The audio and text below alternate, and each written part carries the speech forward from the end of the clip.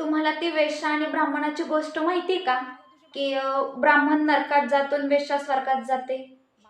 सांगू? थांबा सांगते. सबस्क्राईब करा.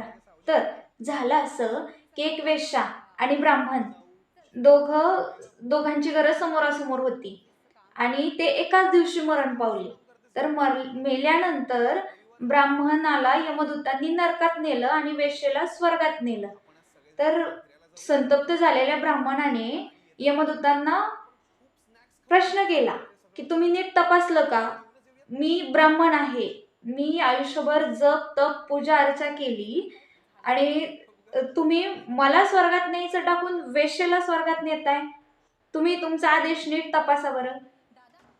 पुढे काय झालं हे पूर्ण स्टोरी आपल्या चॅनलवर अपलोड केलेली आहे. नक्की चेक करा. या चॅनलचं नाव दिसतंय ना, त्याच्या खाली तुम्हाला त्रिकोण दिसेल.